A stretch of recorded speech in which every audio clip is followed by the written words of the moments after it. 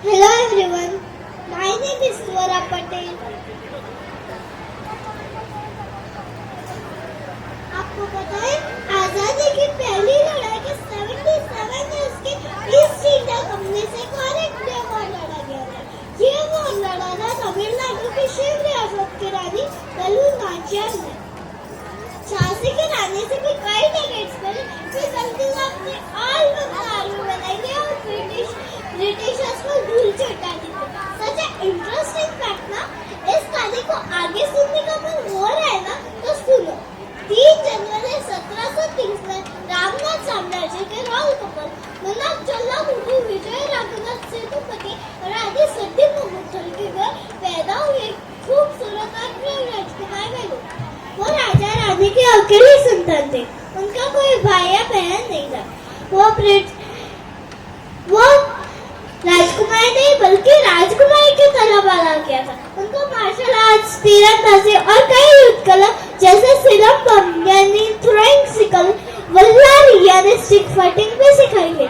उनको शिकार करना और घुड़सवारी भी सिखाई गई।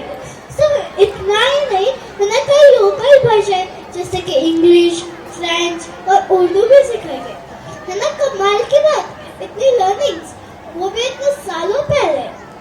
वेलु जब 16 साल की हुई तब उनके माता पिता ने शायद शिवा गंगाई के राजा उदय से करा दी। पहले तो शादी काफी छोटे उम्र पे हो जाती है ना फ्रेंड्स।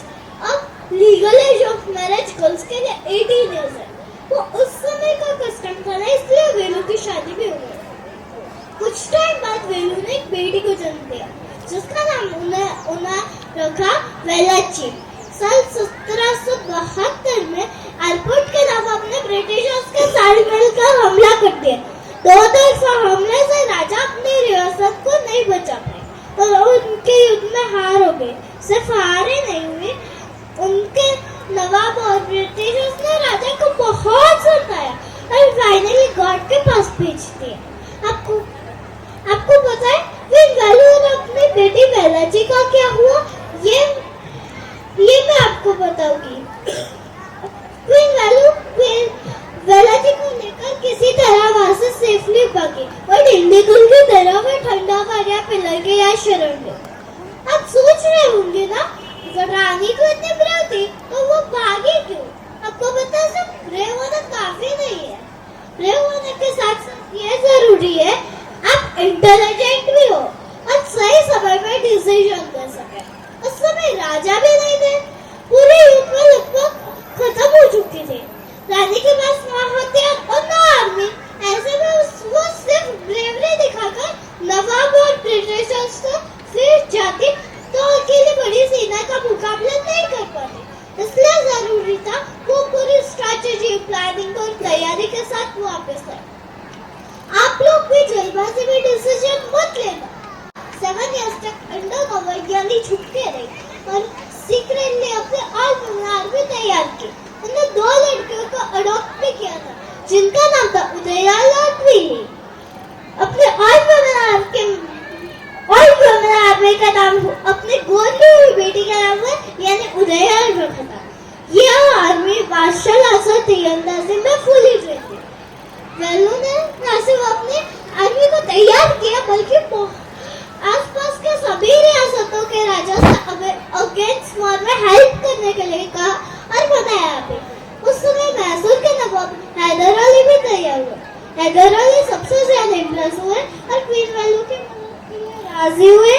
वो इम्प्रेस हुए, वो क्वीन वेलु के उर्दू भाषा सुनकर। याद है मैंने शुरुआत में आपसे कहा था क्वीन वेलु ने कितनी सारी लैंग्वेजेस सीखी थी। कैसे काम है उनकी लर्निंग होना, ऐसे ही हमारी लाइफ में सीखी हुई कोई भी चीज कभी भी या कहीं भी काम आ सकती है। So we should never stop learning. Queen Velu ने न सिर्फ अपने आर्मी को दिया बल्कि बहुत सारे हथियार भी दिए युद्ध में लड़ने के लिए।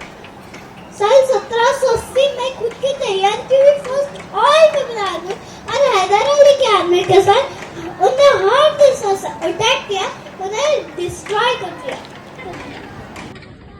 आपको पता है फर्स्ट मामा बम यानी सुसाइड बम आई बताऊंगी।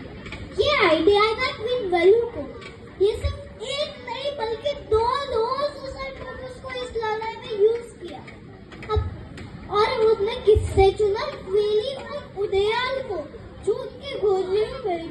कहते क्वीन बहुत ही साहसी थी उनके अंदर कमाल की देशभक्ति थी।